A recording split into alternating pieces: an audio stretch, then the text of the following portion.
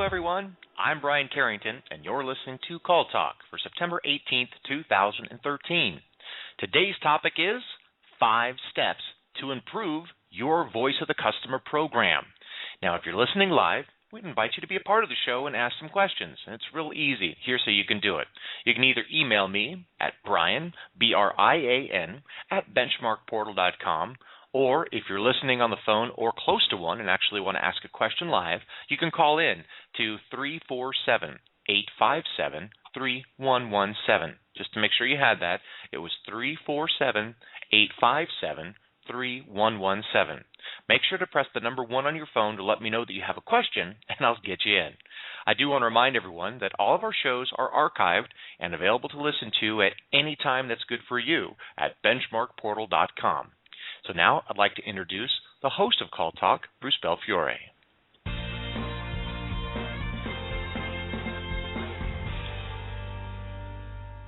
Thank you very much, Brian, and welcome back to Call Talk, everyone. Today's topic is 5 steps to improve your Voice of the Customer program. And as we all know, setting up a good VOC program is a key part of what we do. But the components really have to be good. The survey construction, survey methodology, fielding, reporting, and then, the key thing is, what do you do with all that wonderful information? And so we're really happy to be exploring this today, and I'll be doing that with Dee Buell, my colleague, and the content manager for Call Talk. How are you doing today, Dee? Very good, thank you, Bruce. Good. The weather is good there in Ohio? Absolutely. Fall is about to be on us. Okay, good, very good. Well, we've brought in someone who's really passionate about this topic for all of our listeners, and that's Steve Ellis.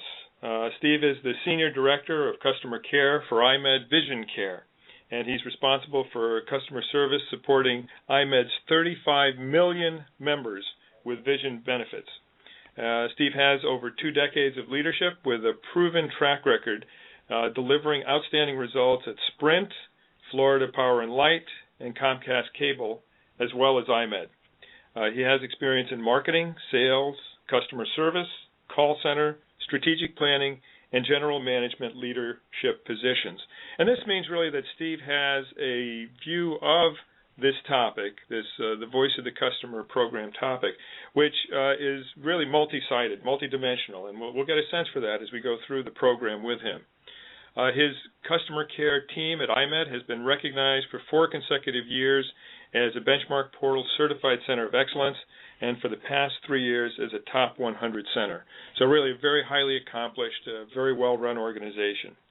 Steve is a graduate from Ohio University, and he lives with his family in Cincinnati. So it's my pleasure to welcome Steve Ellis. How are you doing, Steve? Bruce, I'm doing outstanding. And yourself? I'm doing great today. Just really happy to have you on and talking about this topic. But first, before we get into that, can you just tell us how you first became involved with call centers and why you're so passionate about customer service?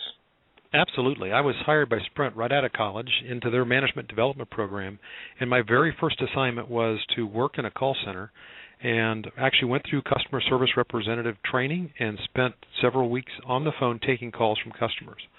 And what I've learned is the CSR role, the agent role in most companies, is the most challenging position in the company. But the job can also be very rewarding because we're in the business of serving our customers. And when we do a great job serving our customers let us know, and we get the self-satisfaction of providing great service for our customers as well. Right. Yeah, no, really, you started wherever all of us should start, which is actually dealing with the customers in the customer contact center. And, the front line is really where it's at. It doesn't matter how great your CEO is. You need to have a wonderful front line of people who are actually representing the voice. Really, they're the voice of your company. So VOC can be voice of the company, and those are all the agents, as well as the voice of the customer, which we're talking about here. So, and customer service is certainly an immediate feedback kind of job. There's the informal, unstructured feedback at the end of each call that the agent feels. And then there's the formalized voice of the customer process that captures customer input on a more structured basis so that it can actually be utilized in statistics as well as in improvement initiatives and all that kind of stuff. So Steve, I know that EyeMed has a really robust and effective voice of the customer program, but for our listeners, let's go back to the beginning. How do you get started with an effective voice of the customer program if you don't have one now? And what would you say are the fundamental building blocks for an effective program? Well, you've got to be passionate about delivering great service for your customers first, because most companies survive and thrive by delivering great service for their customers. So that's got to be a core value that you have as a company. That's something we have here at EyeMed. We've got a very effective voice of the customer program, and it started by us partnering with our marketing team to ensure that we know 3 key foundational items as we design our voice of the customer program. And they're really not rocket science. The first one is, what do our customers need? The second one is, how are we doing against these customer needs? And then the third thing we love to look at is, how do we stack up against the competition? So it's really simple. You need to ask our customers what they value. You need to prioritize those needs based upon what the customer says are most valuable. And then you need a process to gather this feedback more formally. And for us, we utilize a third party, and we call about 1,000 customers a month, every month. About 500 of our members, people like you and me using their vision benefits, and about 500 of our eye doctors or providers that serve those members. We make these follow-up live agent calls through the third party within 2 days of the customer's contact with us. We have about 10 questions in the survey. Most of the questions are on a 1 to 5 point scale, and then we do have some open-ended questions that give us the opportunity to explore richer feedback from our customers so that we really are in tune with the voice of our customer. Okay, and I imagine you've done a lot of testing on that over the years as well with regard to the 10 questions. And do you feel that 10 questions is about the breaking point in terms of utility and also making sure that people actually complete the survey? We do. We'd prefer a little shorter survey, to be honest, but we want a richness of information, and some of the questions are conditional as well. That is, if they answer a certain way on a certain question, we may probe a little deeper to make sure that we understand the voice of the customer. But we find that's really about at the limit of the length of a call that our customers will tolerate for a survey call. Right. And of course, if you have a situation where you actually have a live person on the phone, which you do, taking these surveys, then there's a little more engagement on the part of the person taking the survey, a little less impersonal than an IVR survey, which many people use very successfully, by the way, I should add. And also with regard to the open-ended question, there can be a little more probing that goes on instead of simply a question that says, please tell us what you think we could have done better, and then just have it recorded, right? You have an ability for a little more interaction if you choose. Yeah, Bruce, we find it really helpful. It's great to have the statistic validity that comes with a precise survey methodology that we can look at over time and measure key trends on quantitative metrics. But it's also great to have the qualitative feedback from our customers as well. It helps us drive a continual improvement in our business, and frankly, we use it as a great way to give very positive customer-oriented feedback with our associates. That's great. That's great. Maybe a little later we could also talk about how that can be shared with the rest of the organization as well. But before we get there, I know that you've developed this effective 5-step process for your Voice of the Customer program, which you're very kindly sharing with us. Could you give us those 5 steps and explain them for us? Sure. The 5 key steps are, first, follow up and trend red alerts, and we'll get to more details around that in a little bit here. The second is reinforcing service excellence. We get a lot of great feedback. Let's make sure that we share that feedback in an effective way. The third is we need to link our Voice of the Customer program to our quality assurance programs. Many centers have pretty elaborate quality service programs, some of which maybe are not aligned with the Voice of the Customer. It's important to have those directly aligned. The fourth is we want to segment our agent performance. And the fifth, and maybe the most important, is really taking action on insights from your customers. Wow. Okay, that is a great list of key steps. So let's talk about the red alerts. How do you obtain a red alert, and then what do you do with them? Well, it's really pretty simple. There's two types of what we call red alerts. We have non-resolution alerts and what we call SOS alerts. So a non-resolution alert is simply the last question we asked is, was the issue resolved? Has your issue been resolved?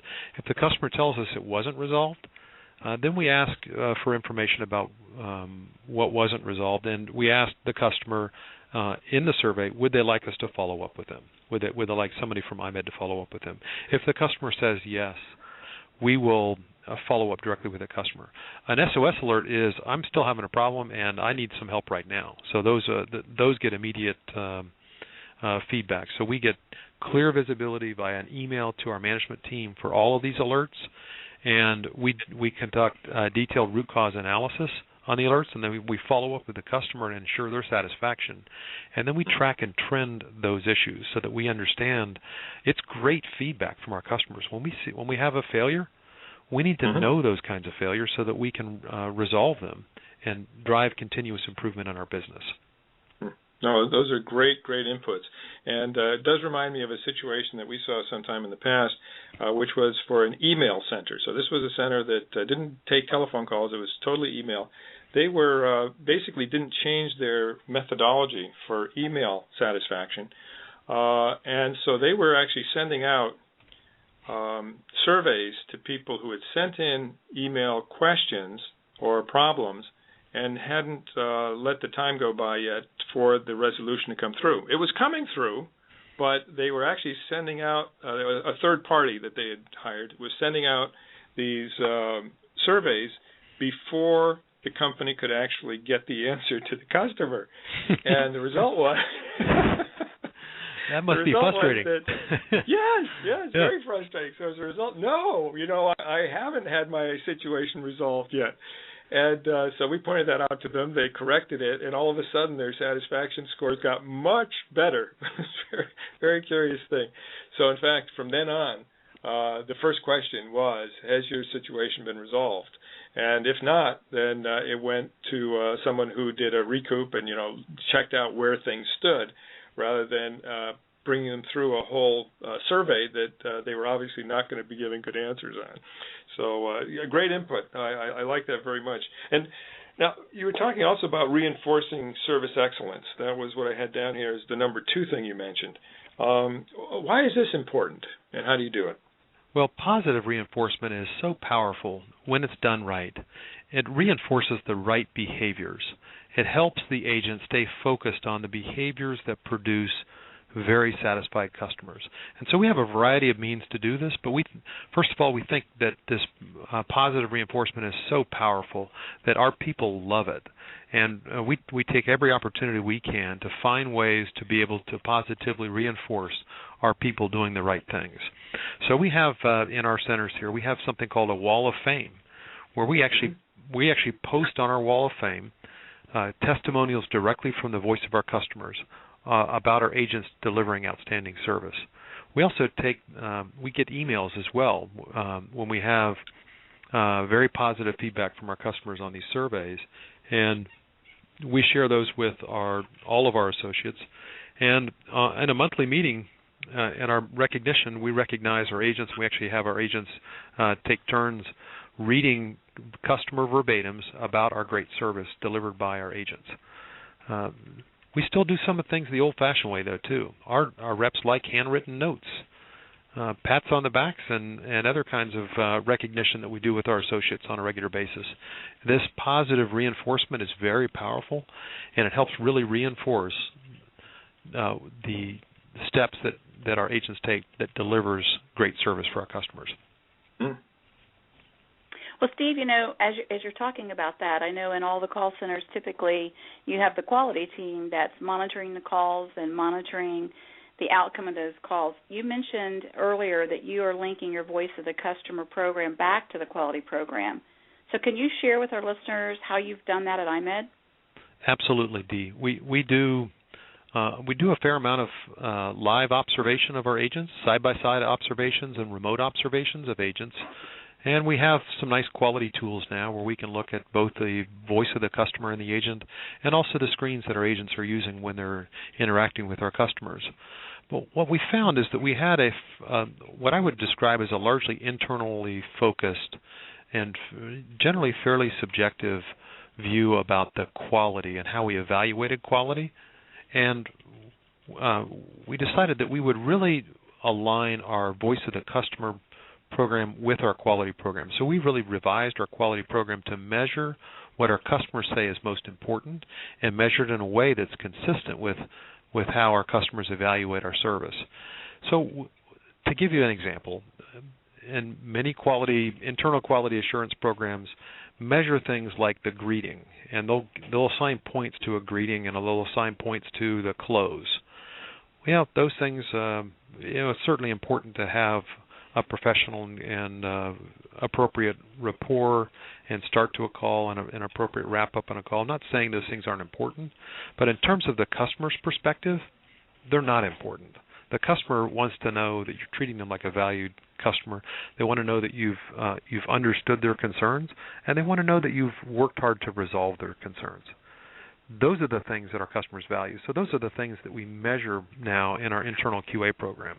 Now, there's certainly internal things that we know have to happen that maybe a customer wouldn't know.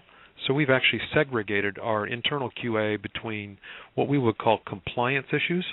Well, things like, for us, we're in the healthcare industry, and there's something called HIPAA, where we can't share personal health information with people outside of the individual customer. So we have to comply with those kinds of things. That's something our customers might not know or understand. So we measure that on our internal compliance metrics. But when we're looking at how was the customer served on the call, those measures and what we measure are the exact same things that we measure in our external-driven voice of the customer program. Okay. Well, the fourth point that you brought out, too, is how you actually segment agent performance. And we all know agents play such a critical role in meeting the customer needs, hearing their needs, and so forth. But why is this so important, and how do you segment that agent performance in your center? Well, it is important. All people may be have the same rights, but they might not have the same skills. They might not have the same background and experiences. And what we find is that there are agents that are better at delivering great service for our customers than others. And we, by really segmenting our agent population and the performance around how they're delivering service for our customers, we can figure out what are the behaviors that those agents that deliver the best service for our customers, what are those behaviors, and how do we replicate those then across the rest of the organization.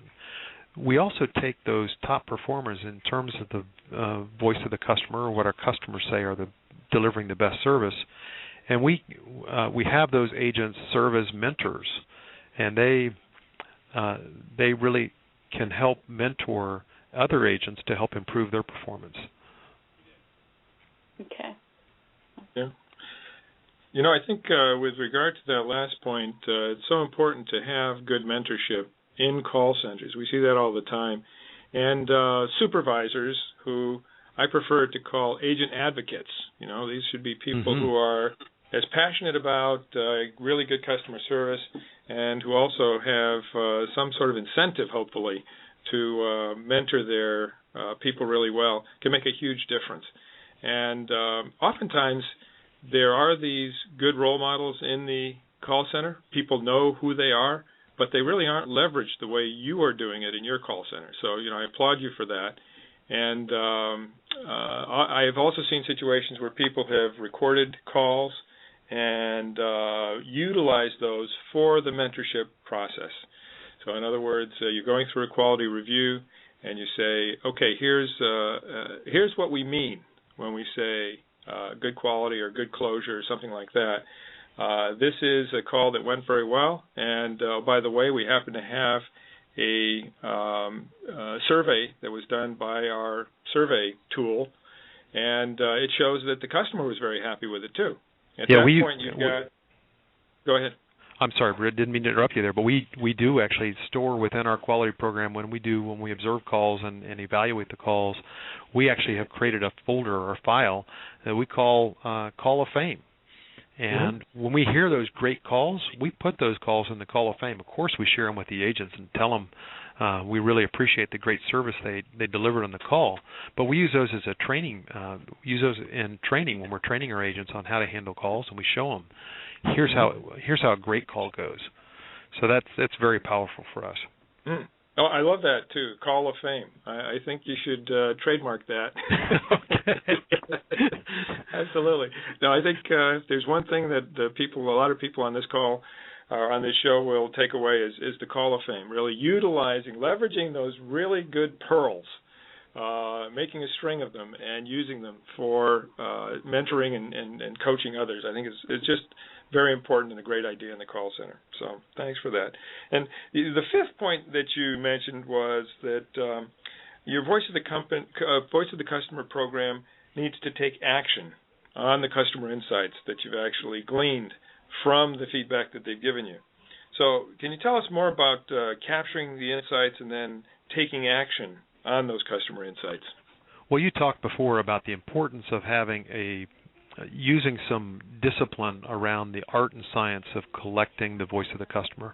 So we do measure our customer satisfaction against a variety of key things. So we look at different call types, for example, and when we can track and trend performance, and we can see if we're struggling in a certain call type, we can do a deep dive on that type of call, and then we really look for understanding what's the customer expectation, understanding where the gap is in our performance, and then we can focus on improving the process. How do we make the process better?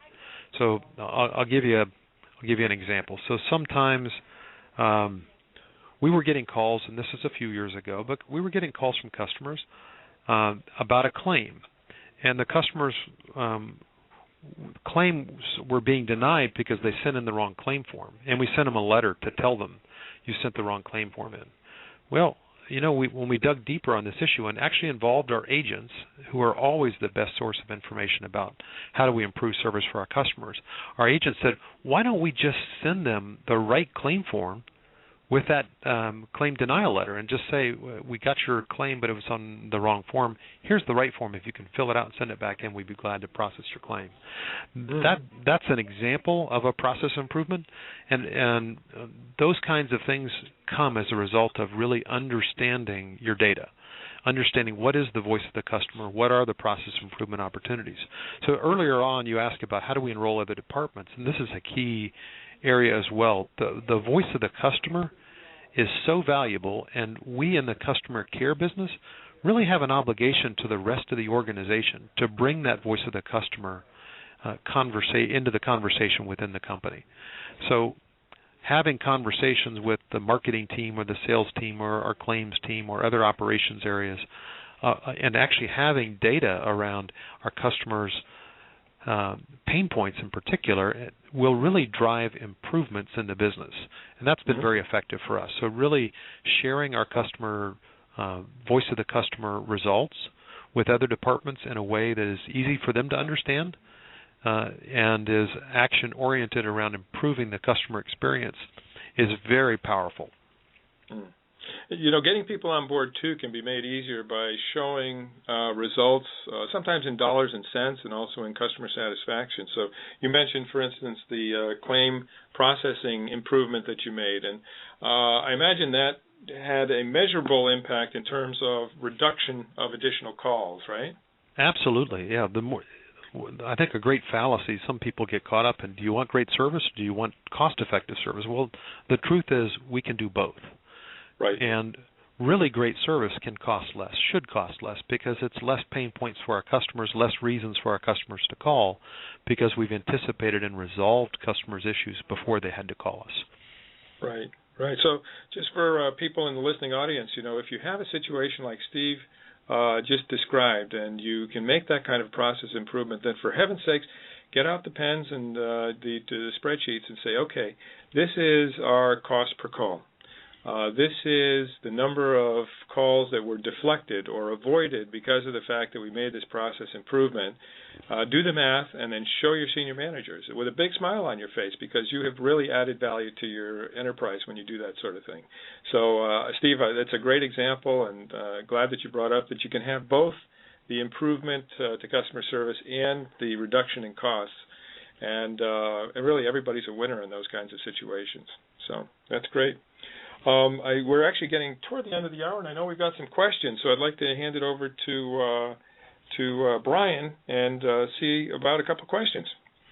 Yeah, you bet. I've got one from Kim, and Kim asks to Steve, you mentioned changing your QA process, but how often do you change the QA process, and how do the agents react to the type of change? I would say change with caution. So, we look at our QA programs, and in the past we've been guilty of making lots of tweaks to the QA program, and you should reevaluate your internal quality assurance processes and what you measure and how you measure those things. But know this, that those things are very important to your agents. Your agents really care about how well they perform. They want to do a great job. And the quality assurance program should be one, but an important part of evaluation of agent performance. So I would say try to be very disciplined about changing your quality performance standards. Now that is not to say that you shouldn't tweak your standards, but I'm just saying that you should be cautious about that. I would recommend limiting significant changes to maybe once or twice a year. Certainly minor tweaks based upon rep input can be made more frequently, but try to stay focused on what customers really value the most and make sure that's what you're measuring. So you're measuring things that will drive the customer experience. Very good. Okay. Did you want to comment, Bruce? Yeah, no, I think that those are great points, and these are things that Dee and I have talked about on many occasions when we're talking about customer service and the voice of the customer. So, no, I just agree with what Steve said. I would point out one more thing, and I know Steve and I share this as a way of looking at your monitoring form. Make sure that the points that you assign to those things that really make a difference to your customer has enough points to really change behavior, because that's how you get a win-win out of the whole QA process. Absolutely. Great. Yep. All right. Needs Thanks, to be everybody. That critical mass. Yeah, that's a real good question, Kim. Thank you for that question and some great feedback from all three of you. I've got one more question we can sneak in here. This one comes from Paul, and Paul asks, you mentioned tracking and trending results. Do you use some sort of technology to track the results, or are you doing this manually? Well, fortunately, we've moved beyond just spreadsheets and manual tracking on this. So we have a third-party vendor that does our Voice of the Customer program, and they provide us with online access to real-time reports, and it's in a database that we can query and slice and dice many different ways. So we can look at it by call type, by site, by work group, by agent, even within time periods and time frames. So we can filter the results in a lot of different ways. Now, we have formal monthly reporting and quarterly business reviews that understand our performance from a customer's perspective over the longer term, and we can develop key initiatives to drive improvements in our operations and our customers' experiences. But we have, I think a caution would be, it's great to have this online access and real-time performance results. I would say don't start chasing daily trends. That could be a challenge. Certainly, you can make sure that you're following up with your customers that have open issues and doing the root cause analysis on those. But for us, the monthly and quarterly benchmarks around results is very effective. Okay. Yeah. Well, we've gotten to the bottom of the hour, so I'm afraid we're going to have to close up. I don't want to, Steve, because really there's so many more questions to ask and so many more things to discuss. But I'd really like to thank Steve and thank Dee and all of our listeners Really, there were great insights and great tips that people who are listening to this call can hopefully utilize immediately. And that's what we like to do, is to try to give people very practical insights that can be turned into best practices for their own centers. I'm going to remember that call of fame. I think I like that very much. So with that, thank you, Steve. Bruce and Dee and Brian, thank you. I know BenchmarkPortal, you guys are passionate about the customers just like we are, and I always enjoy working with you. Okay. Well, thank you for that. And with that, over to Brian. All righty. Well, thanks to all of our listeners, of course, and once again to Steve, Dee, and Bruce for all the insightful discussion we had on the show today. I want to remind you to join us next time, October 16th, when we'll talk about quality for success. And, of course, don't forget to sign up for a free reality check benchmark report to see how your contact center compares to other in your industry. And you can do that right on our website at benchmarkportal.com. So until then, from all of us here at Benchmark Portal, keep those headsets steady and your fingers ready. This is Brian Carrington signing out. Have a great day.